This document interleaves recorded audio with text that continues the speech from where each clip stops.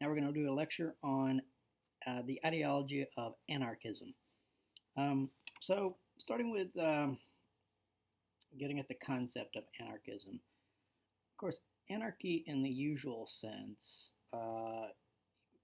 we associate with violent chaos, right? But this is not what anarchists in the ideological sense have in mind. In fact, anarchism assumes a harmonious order, spontaneously developed, non-hierarchical, without a need for a state to maintain order. That's the kind of idea in a nutshell. Um, in terms of philosophical foundations, Mikhail Bakunin and Peter Kropotkin were the sort of most important early anarchist thinkers, both Russians, um, and they were building on certain tendencies in the Enlightenment and in classical liberalism, specifically on libertarianism and anti-authoritarianism. So they're against oppressive institutions that stifled free thinking and free personal and social development, like as they saw it, the church, aristocratic privileges, monarchy, etc. Um, that's where the sort of Enlightenment version of liberalism uh, came from, and that's something the anarchists built on. Took it in a little more radical direction. Um, so, trying to get down to a more precise definition, let's look at a couple of them. Um, some suggestions made by some anarchist thinkers about uh, the core of anarchism. And let's start with Emma Goldman's um, definition in an article called Anarchism. Quote, the philosophy of a new social order, anarchism is the philosophy of a new social order based on liberty unrestricted by man-made law, the theory that all forms of government rest on violence and are therefore wrong and harmful as well as unnecessary. Unquote. Um, that nutshell definition, which she gives by itself before writing her essay, it's not in itself entirely satisfactory because it says nothing about the source or form of this new social order she's talking about.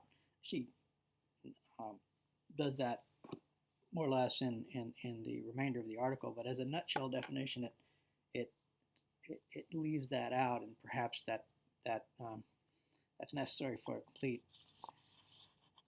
complete concept. Um, if we look at Kropotkin, um, he points to the source of social order in the anarchist understanding, and the source is what he calls mutual aid, right?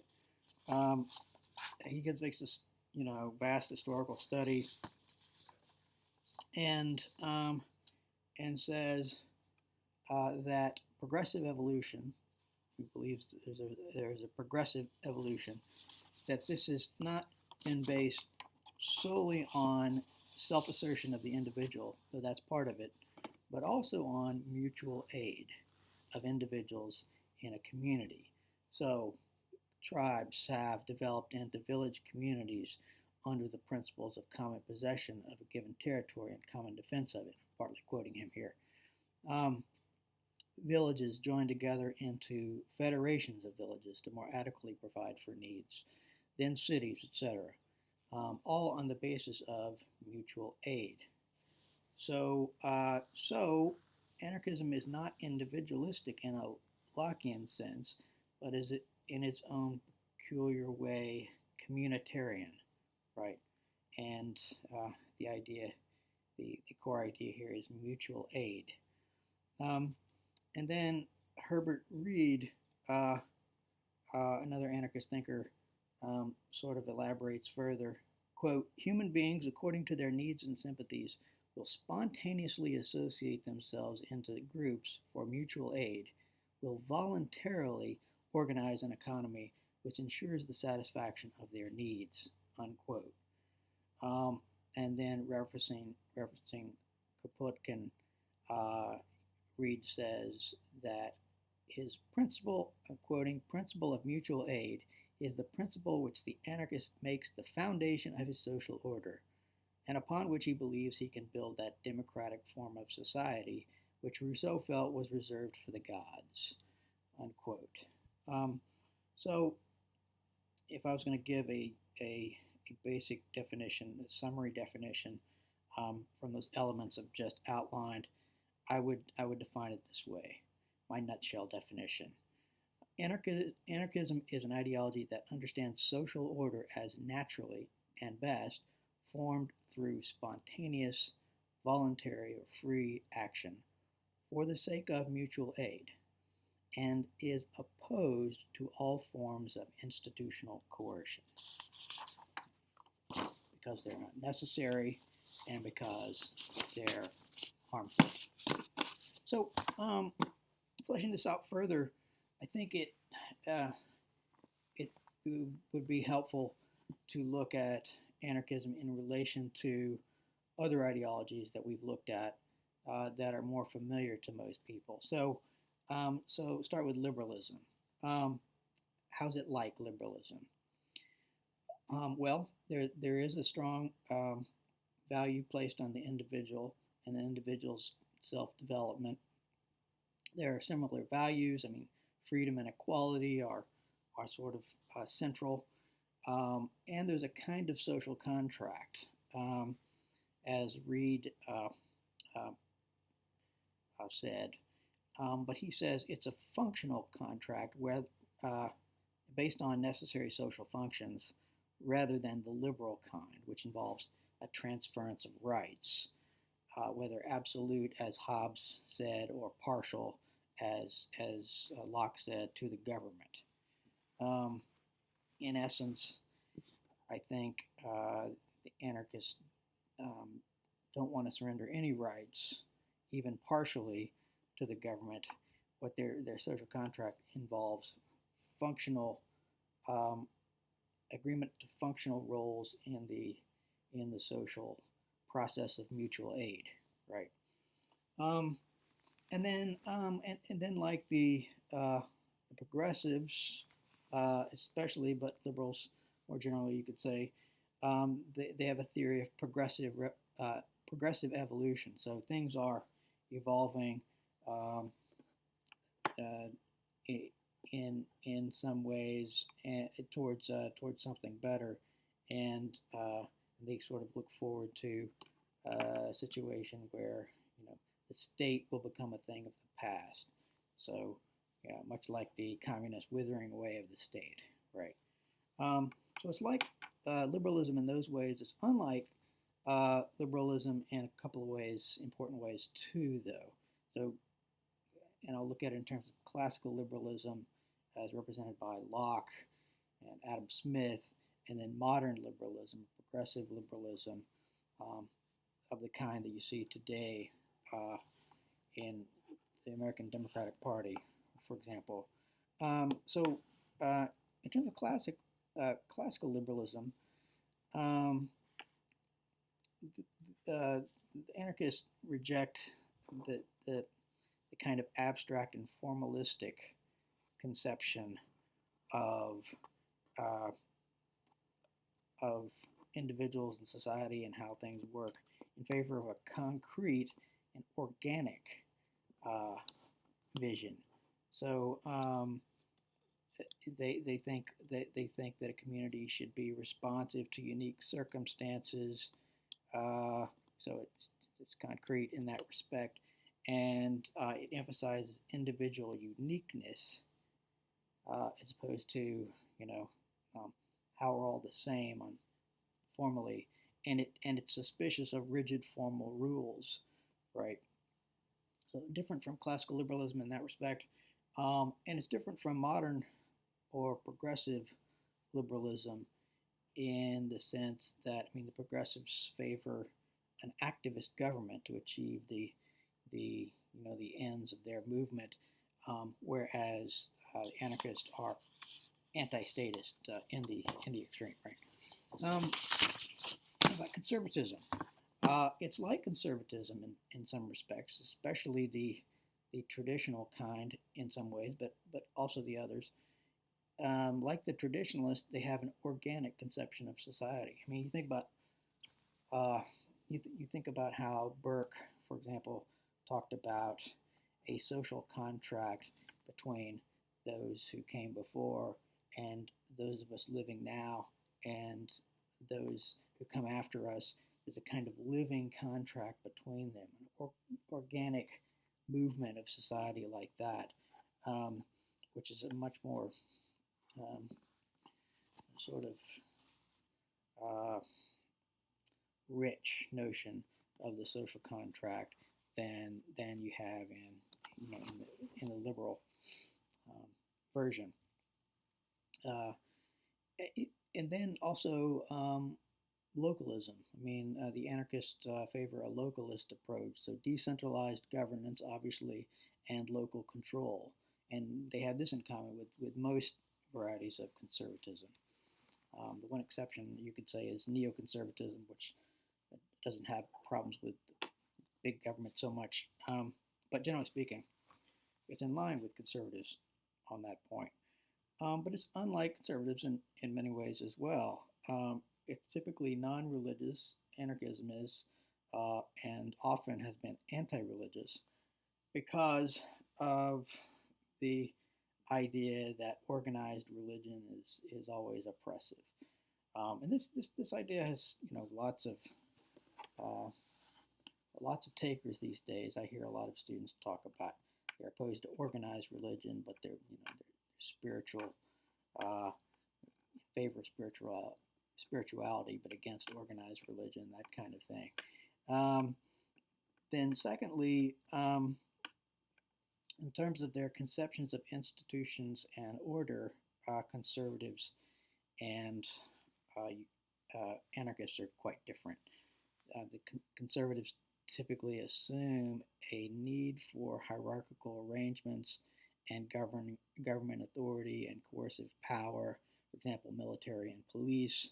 So even the minimalists, uh, people in favor of minimalist government, like the libertarians, will acknowledge, okay, for national defense, for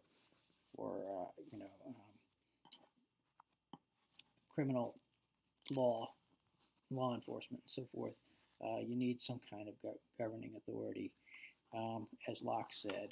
Um, but the anarchists are hostile to all forms of hierarchy and institutional coercion. Right.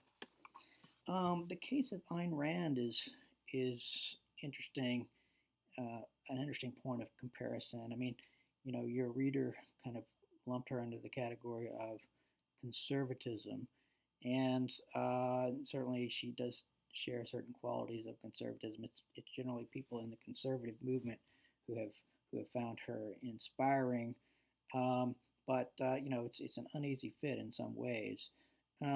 But okay, so let's compare her with the anarchist. I mean, like the anarchist, she was radically anti-authoritarian, right, including religious authority. She was an atheist and thought that was important to her theory, atheism, um, and of course she was anti-statist, and she understood human beings as self-directing and self-creative beings. So that also squares with anarchism. But on the other hand, she was more radically individualistic than the anarchists. She was radically non-communitarian. Really talked about. I mean, she actually explicitly extols selfishness as a virtue. By that she means, you know, being concerned with your own sort of creative pursuits and so forth. And that is the sort of greatest good. And that's not in tune with the communitarian element of anarchism. And she also seems pretty much doesn't seem much concerned at all about private economic power. Right? She seems to be Ayn Rand seems to be a social Darwinist in the sense of survival of the fittest. People can't compete economically and so forth. Well, that's they it's better for us all that they kind of get weeded out, um, that kind of thing. Uh, whereas uh, the anarchists, like progressives, uh, are are just as worried about private institutions uh, exercising control uh, than of public institutions. Um, Comparison to socialism. It's like socialism, anarchism is, in emphasizing communal life, especially on the model of small communes. I mean that version of socialism, which is there in Marx, but certainly not the direction things actually went with Lenin and Mao and so forth. But this is sometimes called anarcho-communism. I remember when I first heard that term, I thought, man, seems like a total contradiction in terms. That doesn't make any sense. But that's because I was thinking about communism in the Marxist-Leninist uh, form, uh, whereas this is sort of more in line with the Marxist vision of the Paris Commune of 1871, and it's the kind of communities that Robert Owen in his model communities, wanted, right? And then, like socialism, um, anarchists are radically anti-capitalist. They have very similar ideas about economic order, um, and a lot of uh, a lot of anarchists have taken the sort of self-description as anarcho-syndicalists. Anarcho-syndicalism is basically they want a society based on worker-based organizations, like unions, and this is the kind of uh, this is the kind of mutual aid that they understand. A lot of anarchists really see human affairs in economic terms, like the Marxist, right? Um, but they're unlike socialism uh, in being, at least as it developed, right, in being anti-statist. And this was the reason for Bakunin's break from um, first from the First International and then from Marx. First International was kind of federation of radical political parties opposed to wanting to overthrow um, capitalism, and there were anarchists and there were socialists and so forth involved with this, and so but Bakunin broke with the socialists specifically over the tendency towards statism that he saw developing, um, compared to nationalism. Um, Anarchism, I think it's fair to say, generally anti-nationalist because of nationalism's historical association with statism and because of its focus on large-scale populations, whereas anarchists, have their ideals kind of small communities, cooperative communities, right? But historically, some nationalists have been influenced by anarchist ideas. Um, for example, about revolution. So the way to get to the nationalism that we seek, these anarchists have a lot of good ideas about revolution, for example. Populism. There's similarities with populism. Both populism and anarchism, are pro spontaneous popular movements, right? The left populists have very similar ideas about economics to Bernie Sanders, for example. And Bernie Sanders got a lot of, I think, from my impression at least, support from anarchists, ideological anarchists. But in some respects, it didn't make sense because Bernie is a statist, right? Um, so um, so and then there's there's other kind of populists, the right populist, right-leaning populist, uh, like today's nationalist populist, sort of America First crowd, right? They're, they have different goals from the anarchists. Um, Fascism. Well, this seems like almost a polar opposite, and it is in many respects. But there is this one piece of common ground, which is that fascism saw community in very organic terms, right? It sort of wells up from within. You know, there's a leader who taps into this, but there's this conception, and that's consistent with anarchism. But of course, anarchism would reject most other elements of fascism. It's anti-nationalist, it's anti-authoritarian, it's anti-corporatist, where fascist economy, where the government, the private, like businesses were privately owned, but basically directed by the government, um, and that kind of thing. Um, then the two categories we still picking up later, um, environmentalism and identity politics. Um, in relation to environmentalism, there is there's a lot of sympathy between, I think, between environmentalists and anarchists, um, and that the anarchists tend to include into their conception of organic community a kind of organic relationship to nature, um, and so they tend to support environmentalist goals, uh, promote therefore promote things like conservation and recycling, family farming, and so forth, in the context specifically for them of a small community. It might be a different way of going about sort of promoting environmentalism, but it's simpatico in terms of its goals there. Um, and then there's also some sympathy with identity politics. I mean, identity politics is sort of spins out of a cultural version of Marxism, right? And the radical critiques of social hierarchies and power structures, and Marxism and neo-Marxism, well, they like that, right? Um, so okay, so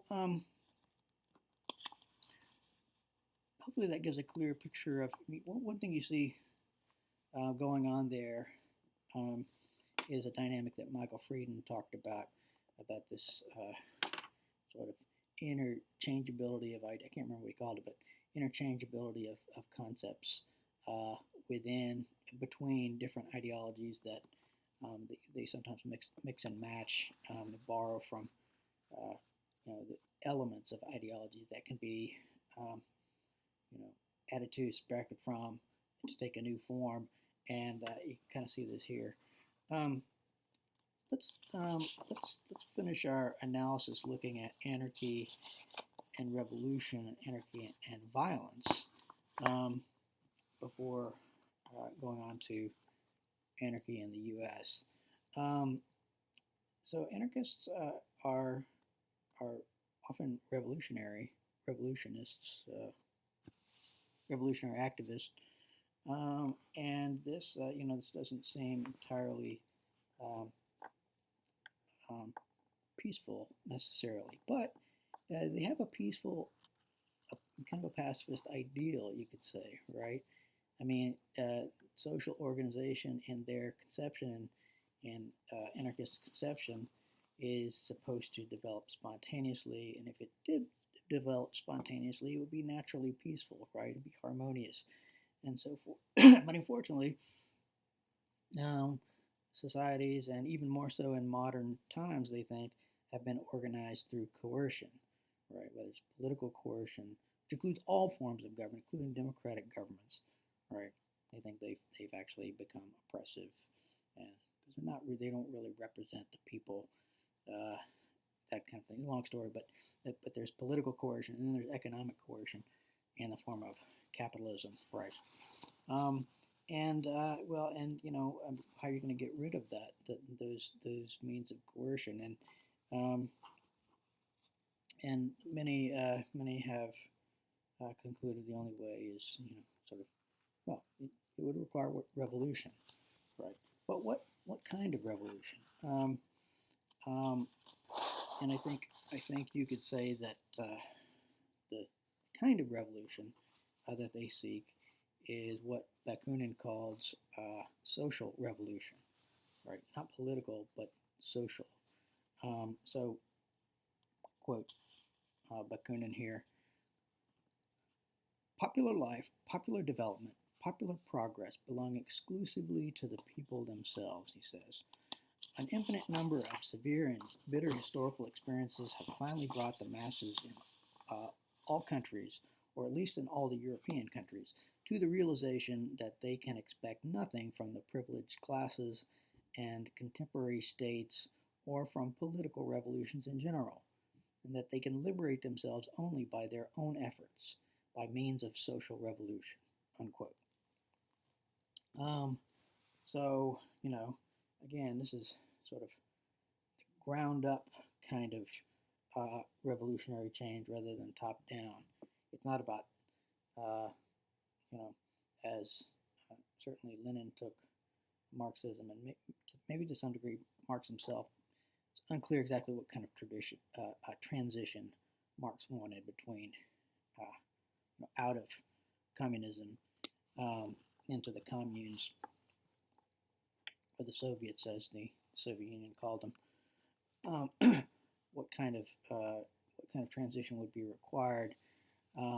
But it's clear that unlike Lenin, who said, well, the revolution will require seizing control of the state, and through that the means of production is the way. So it kind of becomes a top-down revolution in that sense, and that's why it's, I guess, it was consistent in their minds with how the Bolsheviks actually took control of the government, which was by a coup, versus a sort of organic revolution from below, from at the grassroots, and so society would transform itself, and then I suppose eventually the political order would change. But the question then comes up in terms of what means. And many anarchists, not all, Emma Goldman started out flirting with violent anarchism and then had a change of heart. But many anarchists have thought that coercive order, which is what they're railing against, cannot be removed without violent means. And and the violent methods that this could be achieved were terrorism, assassination, and guerrilla warfare. In a sense, these are the only means available because there really aren't that many anarchists, for one thing, and they're loosely organized, right? They're kind of spontaneously organized, this kind of thing. So, so these kind of methods may be required, and Bakunin was not entirely. He did not entirely deny that. In fact, he endorsed violence on occasion. We'll go into that a little deeper now. So, anarchism and violence. First, take the case of Russia. Russia is where these, Bakunin and Kropotkin came from, and the anarchist movement was especially large and what's the term, forceful in Russia in the 19th century. um, and arguably it sort of laid the groundwork for the communist revolution. That's a long, complicated story that I'm probably not qualified to suggest, but there was a very important um, violent anarchist named Sergei Nechayev, um, who was part of the Russian nihilist movement. There was a nihilist movement. Of course, you may know nihilism comes from the word nihil. It's Latin, and it means nothing. So there's no sort of higher reality. There's no ultimate truth. There's no ultimate standards and so forth. So Nechayev was part of this movement, and he supported violence and terrorism as a means of undermining authority and forcing revolutionary change. Um, right, sort of. I mean, you think about what we talked about with Marx when he is when he wants to critique reality itself, this veil of tears, ultimately. Um, so it's kind of revolt against reality. I mean, this is even more pronounced in Nechayev. There's no particular meaning to it all, but I want to rail against the system or whatever. Anyway, so but so so Nechayev was anarchistic, not only in the ideological, theoretical sense, but also in the usual sense of the term, right? Promoting chaos. Um, and Dostoevsky actually wrote one of his novels um, on the basis of Nechayev's the Nechayev phenomenon. He called it demons. Sometimes it's translated the possessed, but I'm told that demons is a better translation, more precise translation.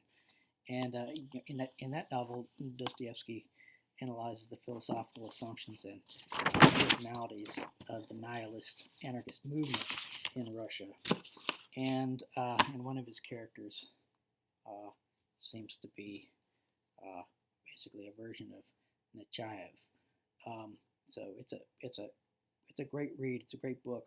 That novel, and a lot of insight into modern radical movements there, because of course Dostoevsky was a first-rate mind, a philosopher, as well as a good writer. Um, but Nechayev wrote up a very influential uh, pamphlet, I guess you'd call it, which was called Catechism of a Revolutionist. You may have heard the term catechisms. There's a Catholic catechisms. You basically you're taught the basic doctrines of the church, and you know adherence to those doctrines is sort of what affirms um, your Catholic identity. And he writes up something like this for the revolutionist, right? And so it outlines the anarchist project as Nechayev sees it, and outlines a revolutionary organization, which had a lot of affinities to Lenin's idea of a vanguard, right? Which became um, the, the communists that would lead the other communists, right? The awakened proletariat, um, and ultimately using the party as its vehicle. Um, there's, there's a flavor of this kind of idea of a similar uh, organization in Nechayev's catechism. Um, and Bakunin knew and was kind of a mentor to Nechayev. Um, in fact, he supported Nechayev's activities at first, and then later rebuked him. In a famous letter, we can actually read what he said. But he rebuked Nechayev for recklessness, first of all, which included talking about Bakunin as kind of a washed-up has-been who didn't have the will to do what it takes. He sort of felt betrayed by this. Bakunin felt betrayed. Um, but he ultimately goes on to reject Nechayev's catechism for sort of excessively doctrinalizing the movement, and for this kind of, it looks like a kind of dictatorial organizational scheme, which kind of flies in the face of anarchist principles, right? Um, so what was Bakunin's attitude towards violence? I mean, well, I mean, he did support Nechayev. He didn't necessarily condemn Nechayev's terrorist campaign, but he was more cautious um, in his approach.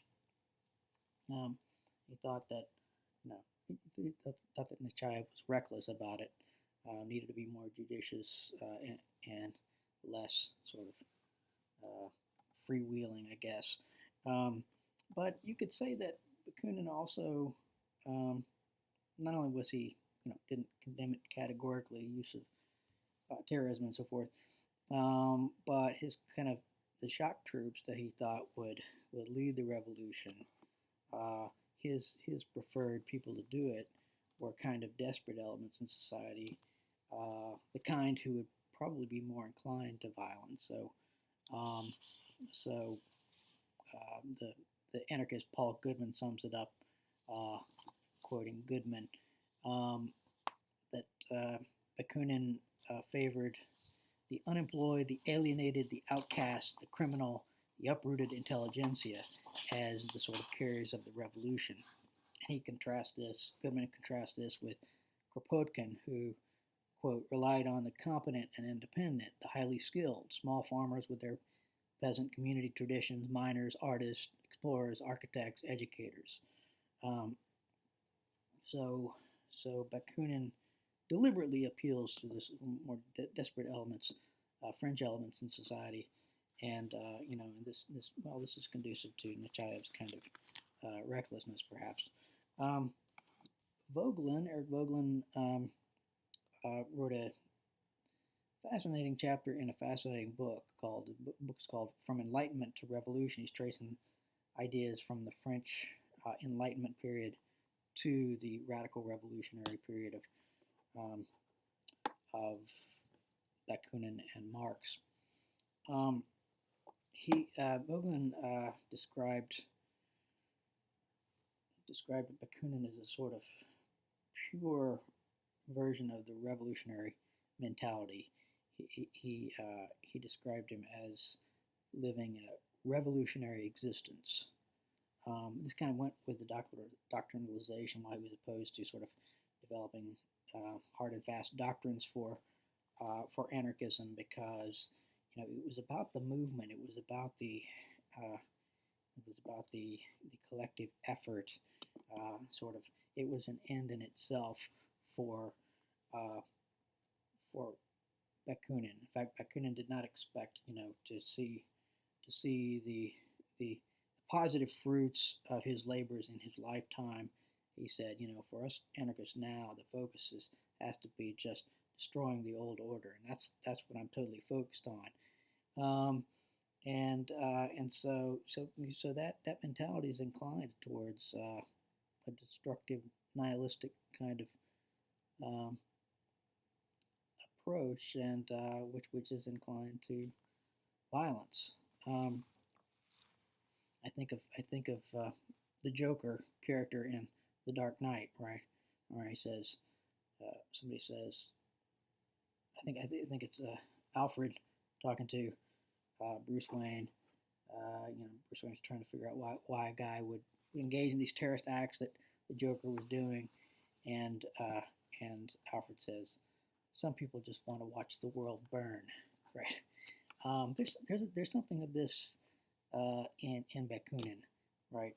Sort of destruction for its own sake. So this is kind of nihilistic, wild, lashing out against the general state of things. Um, and then there's the most sort of consequential example of anarchist violence was when a young man uh, named Gavrilo Princip, who was a member of a radical student group, young people, 18, 19 years old, called Young Bosnia. this young man, Princep, assassinated the Archduke Ferdinand of Australia, and this, of course, was the triggering event for World War One. So it's not entirely a stretch to say World War One was started by an anarchist. Um, well, what about anarchism in the U.S.? This is my last point. Um, focus on two people. We've already referenced Emma Goldman. Um, she did her she wasn't born in the U.S., but her career was all in the U.S. And she represents a comparatively moderate version of anarchism. I mean, I mentioned she had flirted with violent anarchism,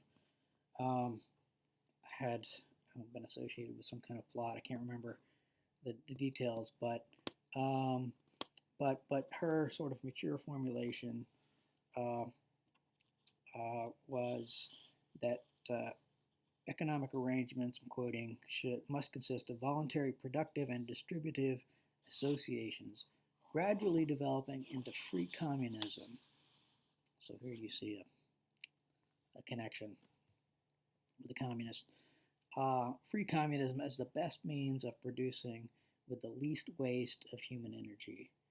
Right, and there at the end there you see a sort of affinity with environmentalism, right? As, but anyways, this sort of people living in communes, free communism, just free, spontaneous social development, um, you know, uh, through mutual aid, right? Um, it's a bit of a different story with the most famous anarchist today, a guy named Noam Chomsky. You read a piece from him. He is kind of a superstar on the left and among a lot of academics in the universities, and is an exemplar of what's sometimes called libertarianism. Left libertarianism, but essentially he aspires to anarchist theory.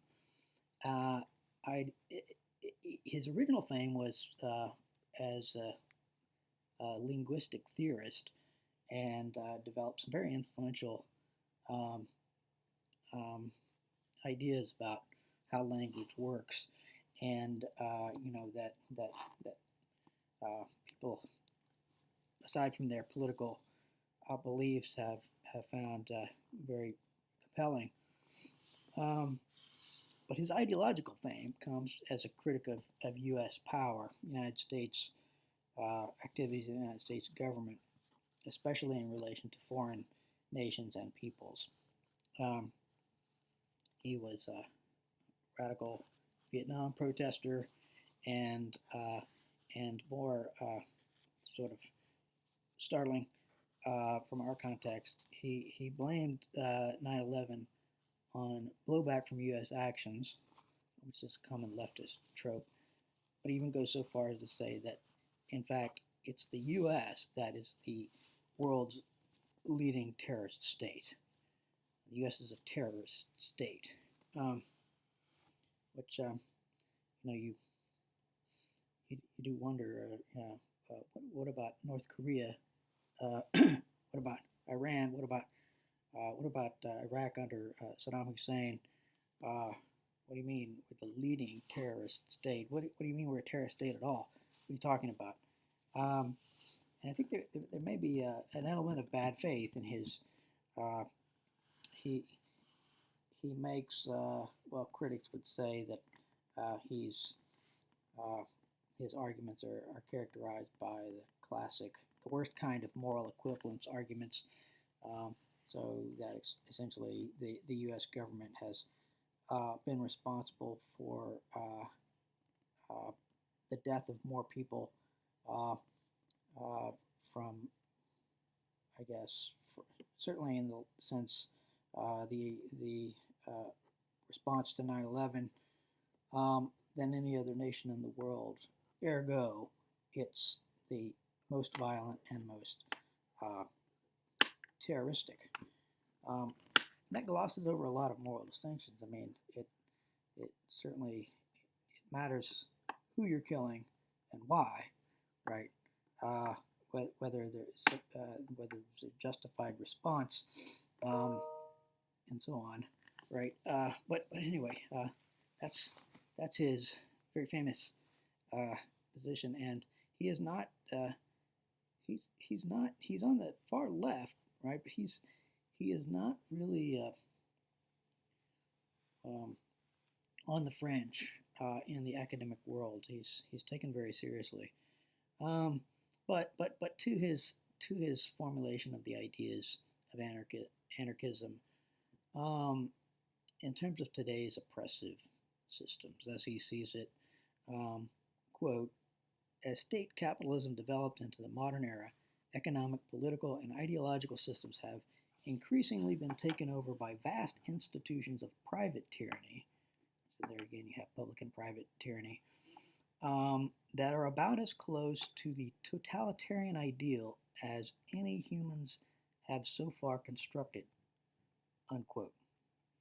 And again, you may say, wait a minute, compared to the Soviet Union, compared to China under Mao, it's more totalitarian. Well, um, part of the thinking here is that, in the anarchist understanding, um, that coercive power is by definition uh, unjust, tyrannical, right? And therefore, whoever has the most coercive power, regardless of how they use it, perhaps, is the most unjust. This is kind of the flow of thinking here. Um, anyway, the biggest culprits to Chomsky in this kind of oppressive systems of today are corporations, which dominate not only economies but the people within the corporations. It's run like a dictatorship. He suggests financial institutions, global financial institutions that really have a great deal of control over the global economy and the state. Um, and he would agree with, he didn't say this, but clearly he would agree with C. Wright Mills' conception in a book he wrote, Mills wrote, called The Power Elite. This was a famous book back in, I believe, in the 60s, where Mill argued that the for sort of the problem of tyrannical government or tyrannical the problem of tyranny today is not really about the government by itself, but it's the government in league with the military establishment and with big corporations and big finance, and that they, they sort of form a team where they work together to control things, and I think this is very much in line with Chomsky's thinking. So what is Chomsky's vision of anarchist order? I mean, in a nutshell version, as he says, it's a democratic social order based on workers' control, free association, and federal organization. So federal decentralized organization. Okay, so let's evaluate a little bit.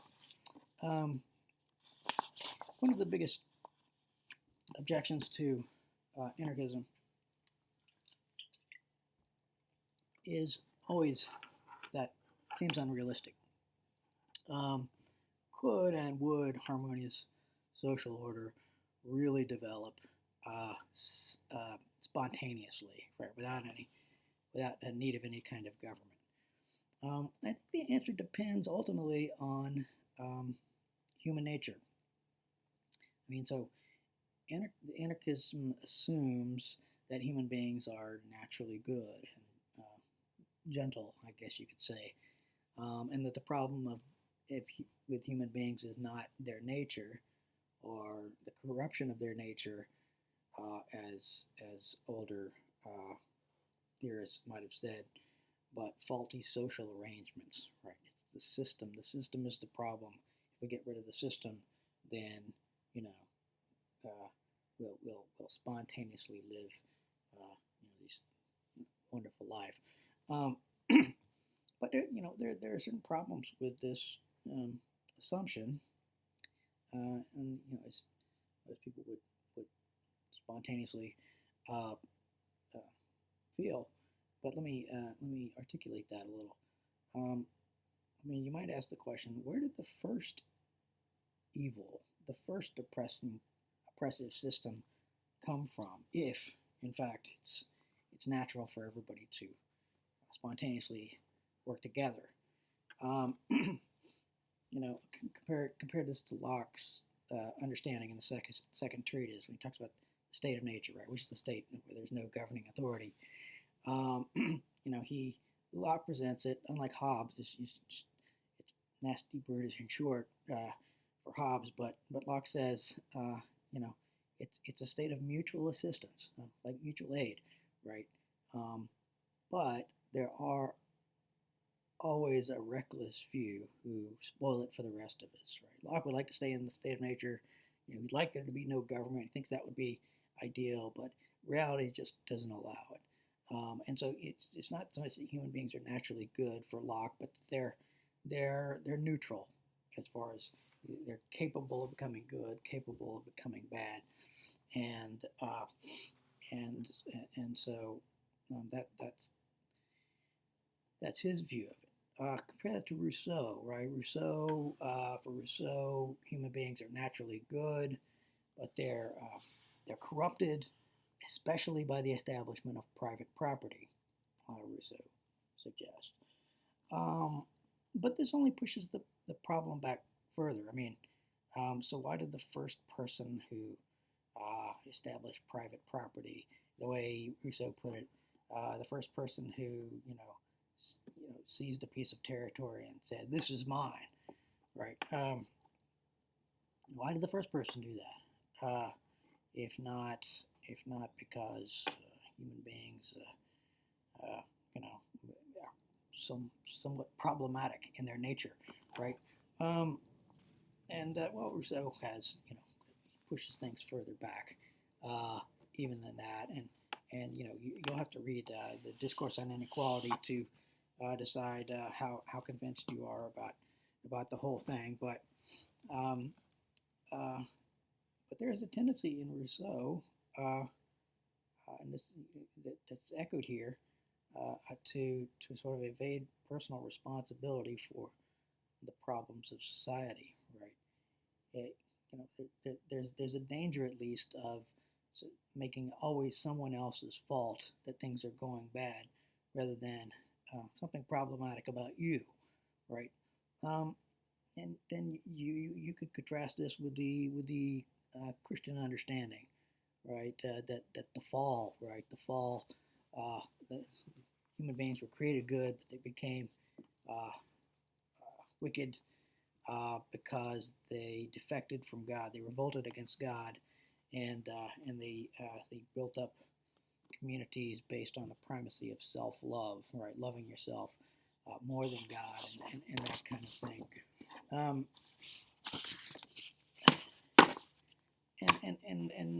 so there's a variety of ways to look at this, but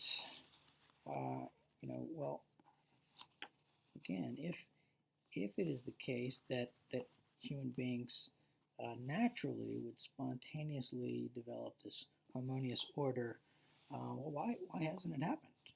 If that's the case, all right, what is the explanation of this? Seems important to settle that for the issue. Kropotkin helps us out a bit here, because Kropotkin says the way things have developed in human societies is a combination of individual self-assertion and mutual aid.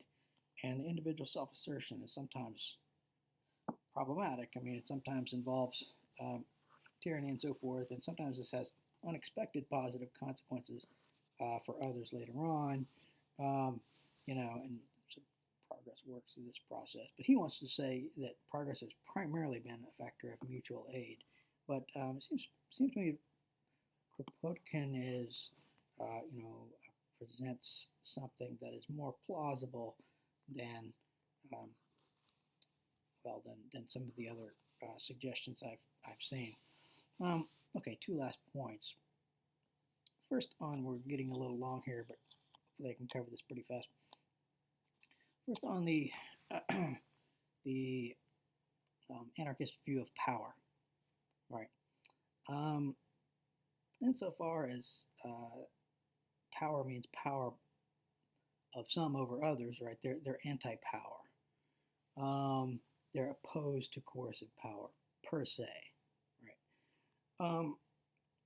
And there's an appeal to this, to this kind of emphasis. I mean, we all feel an indignation at the abuse of power, right? Um, and it actually, theoretically, it's a more satisfying response to the problem of tyranny than you get from some other ideologies who want to combat injustice by getting the right thinking people in power. I mean, anarchists,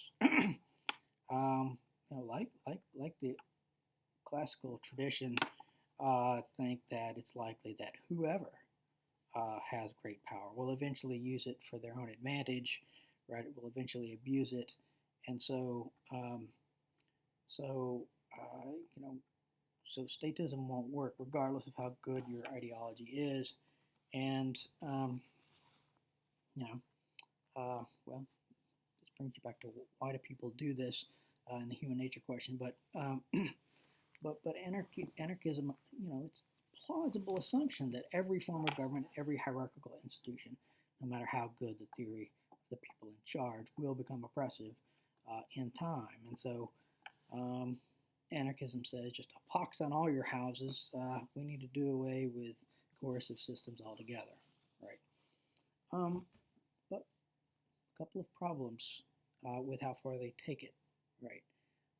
Oh, and they both relate to realism, I guess you could say. The first problem is in terms of the requirements of power, right? I mean, even assuming that basic harmonious social order can be developed spontaneously, aren't there some necessary things which require government to accomplish? And especially in relation to this problem that there have actually been people willing to try to dominate others, right? Don't you need a government to provide defense and criminal policing and things like that? And anarchists have tried to answer that question, but whether their answers are compelling is an open question. And then doesn't effective organization require some coercion? I mean, at a minimum, don't you need to have some ultimate decisions need to be made? They'll need to be made by someone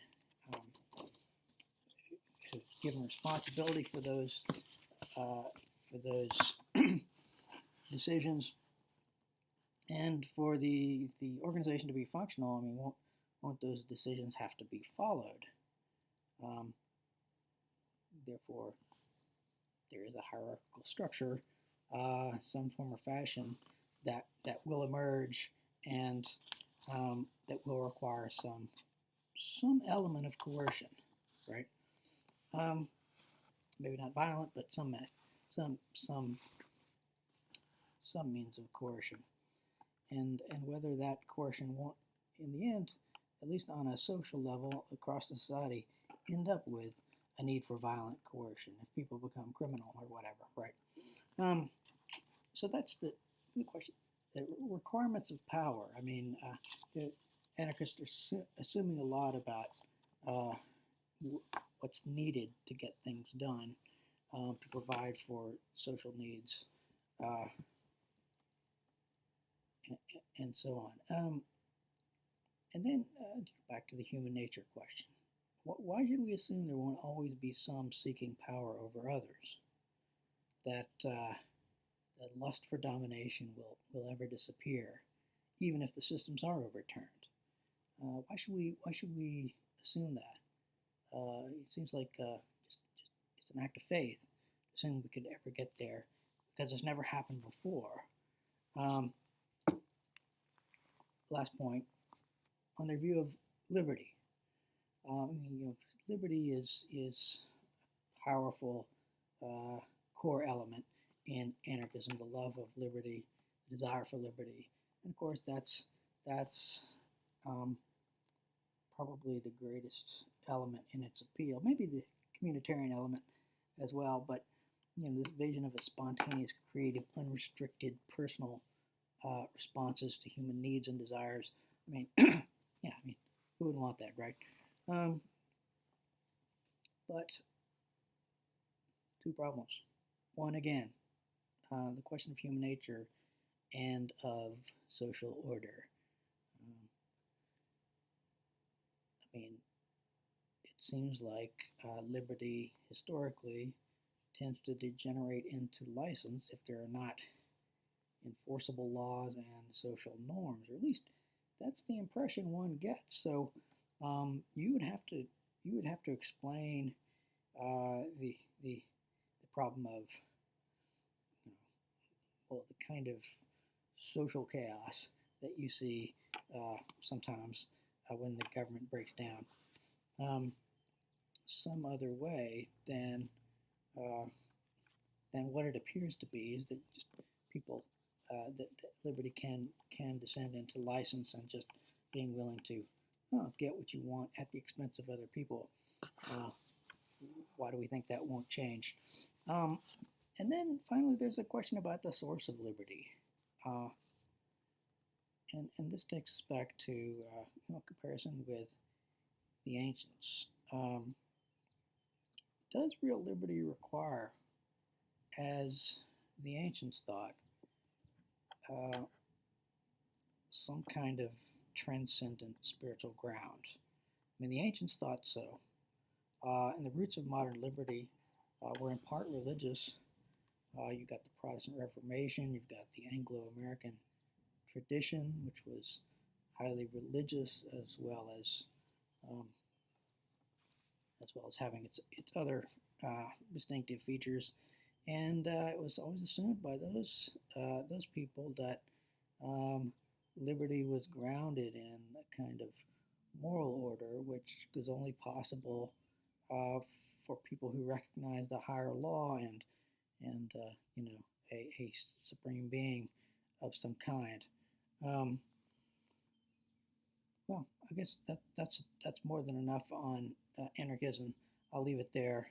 Next up, feminism.